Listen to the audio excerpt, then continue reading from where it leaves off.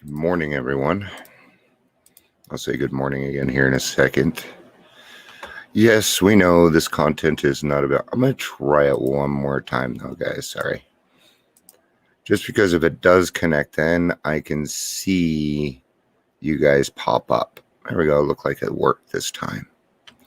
Not really anticipating many people coming on today, considering I'm, 3.5 hours late. I don't know. People were jumping on at 9, so maybe in the middle of the noon meeting on a Saturday. Well, it's really nice. That'll work. Yeah.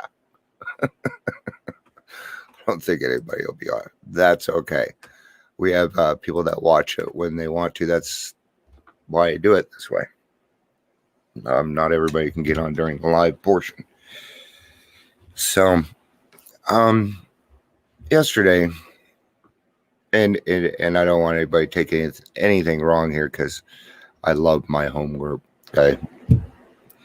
But sometimes I notice that we get so caught up in our fellowship that we tend to forget why we're at our meetings. And the Zoom meetings are really showing this, right? Yesterday I was in my meeting. 12 didn't start. 12:05, we haven't started yet. Some of the old timers are just sitting there talking about old times. Now, not war stories, things like that, things in AA, which is fine. But I was always taught that when the meeting starts, it's time to start the meeting. Good morning, Cher. It's good to see you.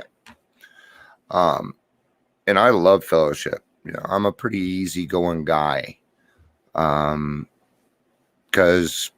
I understand that I can't control certain things, and I've accepted that in my life, and I'm okay with it, and I like living in that freedom, so I'm okay with it.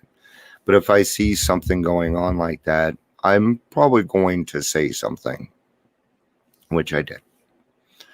And this isn't just to prove me right. This is what it comes down to. We are there to help the newcomer. And I was watching newcomers leave the meeting. I've been watching it all week. We skipped the Serenity Prayer twice. Okay. So he brought up, we had the same sponsor long ago. He's like, good luck trying to change it. No, that's not what it's about. It's about consistency and doing what we're supposed to be doing. We had the same sponsor, Ray Hayworth. Okay. And I know Ray right now would be like, no, you start that fucking meeting at noon. You shut your damn mouth. Try me. I was a lot nicer. Okay. Well, it wasn't a mean thing. I just was concerned about something. So, guys, let's remember that the meetings are for newcomers. They are to attract newcomers, and that's what the meetings are for. All the other stuff we get out of it is a benefit. Okay? Because we get a lot more out of meetings than just helping other people, right? But I'm very passionate about that, and I will protect the newcomer. That's just the way it is. And if you see me doing something like that affects a newcomer, I certainly hope you say something to me. We're all human, man. We do stuff. I mean, even I got caught up in their stories and was having fun with it, you know?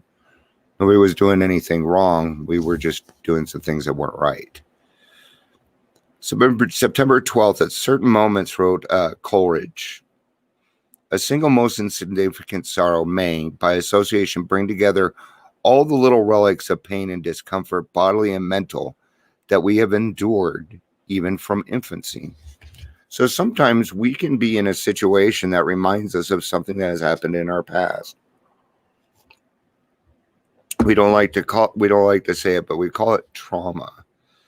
The program doesn't teach us to pretend that hardships and sorrow are meaningless, because they are not. Okay? We need to feel those feelings. Okay? And we need to feel them so that we know how to deal with them. Okay? Now, the first couple of times we may not deal with them correctly. That is okay. This is a learning process. Okay? You're going to make mistakes. This is something that I have in order to help me stay in place, because I hate being wrong. Okay. It isn't that I hate being wrong. I just don't, it upsets me when I pass on bad information. That's what upsets me. Right. So the saying is, it's okay to be right. It's okay to be wrong if it makes it right. Okay. I don't mind being wrong if it makes it right. In fact, most of the times I would rather be wrong in those situations anyway. The program doesn't teach us to pretend that hardships and sorrows are meaningless. Grief really hurts, and so do other kinds of pain. But now that we are free of our addictions, we have a much greater control over our thinking. And the thoughts we choose to spend time on during any given day can strongly influence the complexion of our feelings for that day. Am I finding different and better ways of using my mind? Okay. When we first get in, where our minds are caught on guilt and frustration and pain, and we need to learn.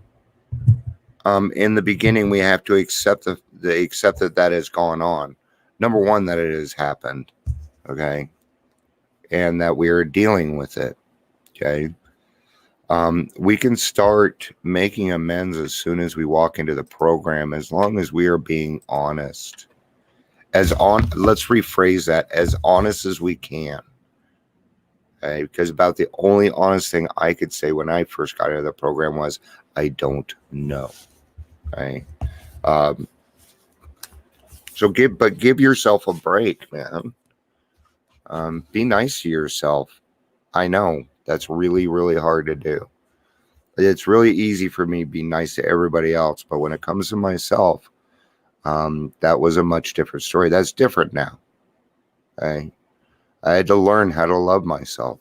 Yes, as a man, I'm saying that, and I do love myself today. And period. Because how can I love you? How can I truly, truly love you? How can I truly love my wife? How can I get on here and say everything that I'm saying if I'm not doing it? Okay? Otherwise, I'm just talking out the side of my head. I'm going to read out of Two Wives. Our homes have been battlegrounds many an evening. In the morning, we have kissed and made up. Our friends have counseled chuckling. Okay, man, a lot of C's there. I'll get through it. Don't you worry. Our friends have counseled chucking them in, and we have done so with the finality. Okay, that threw me off. Only to be back in a little while, hoping, always hoping. Okay, so the drunken fights where we get up and then the remorse crap. Okay, I got it. Our men have sworn great solemn oaths that they were through drinking forever. We have believed them when no one else could or would. Then in these days, weeks or months, a fresh outburst. We seldom had friends at our homes, never knowing how or when the men of the house would appear.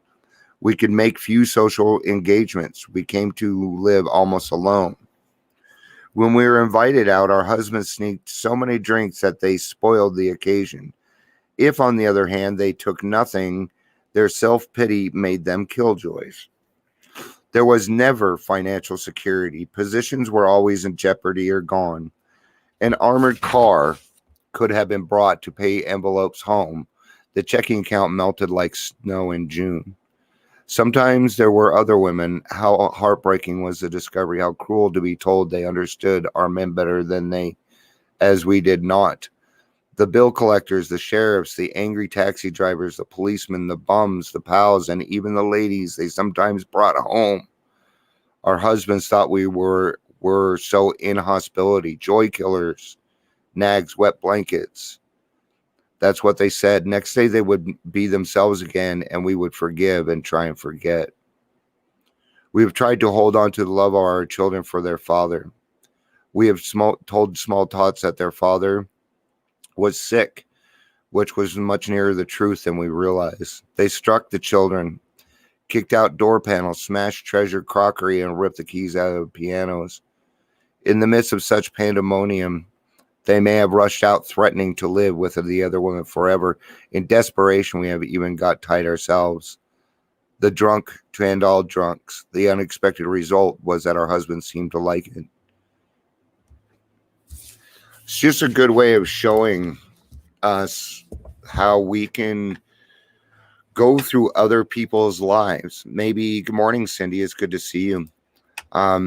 Maybe you weren't married. I wasn't married for a very big portion of my drinking career. But when I did get married, I was the only person drunk at my wedding. I'll put it that way. Okay. I thank God my alcoholic mind did not stray. Okay. I never left, and I didn't get invited. Okay. My family is all in recovery, and they were not going to let me. My wife was invited. My kids were invited. Okay. But everybody knew. It's not like it was a secret that I had a drinking problem. I had been a big AA proponent before in my life. And everybody knew that I knew that I knew that they knew that, we all knew. Okay. I remember there was one time I was not invited to a funeral of a good friend of mine. One of the people who started Bill's Brown Baggers. And no, I should not have been there.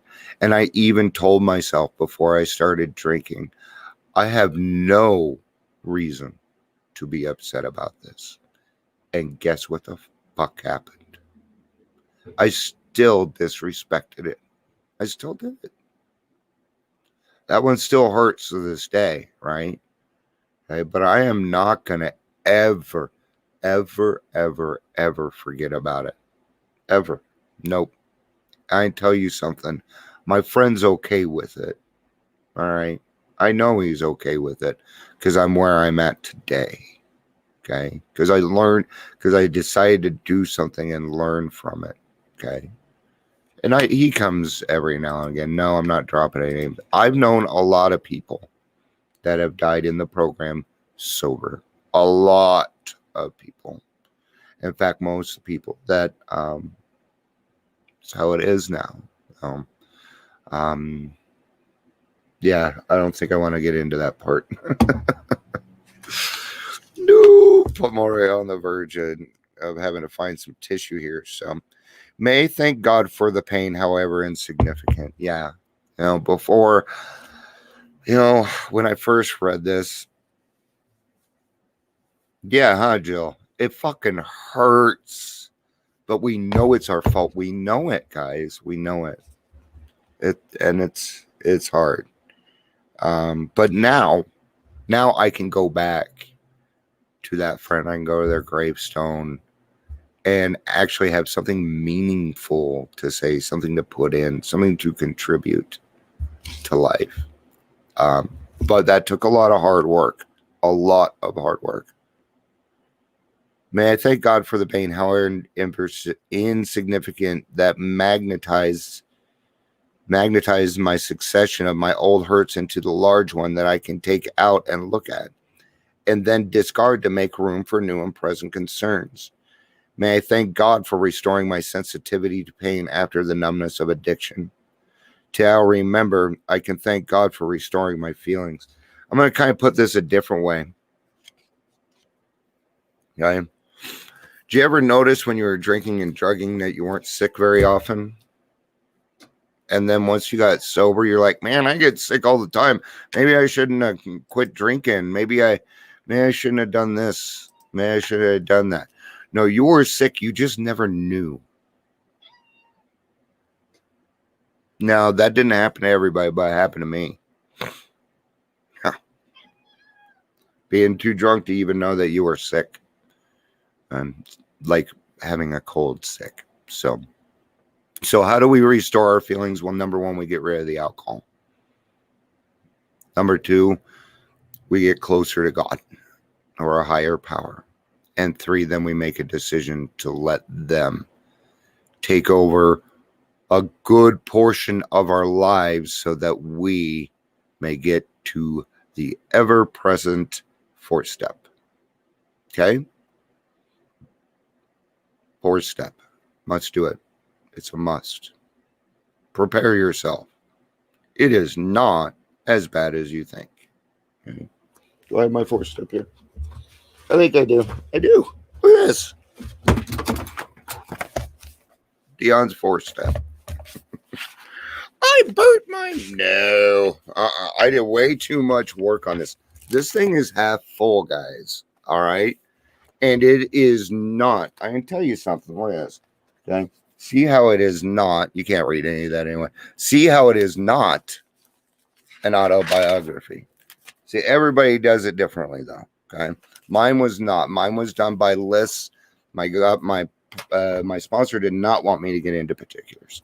So, it worked very, very well for me because I had a lot of people I needed to get through. I was very honest on that. Okay? The whole, well, it was me and I didn't really get angry. No, I didn't go through that. My sponsor said, Dion, you have a chance to sit down and bitch about everybody that pissed you off, and I suggest you take it. And I did. I did. I knew what was coming. I knew what was coming next. It was okay. Because I didn't know, I wasn't going to expect any results behind it. Because that part I didn't know. Right?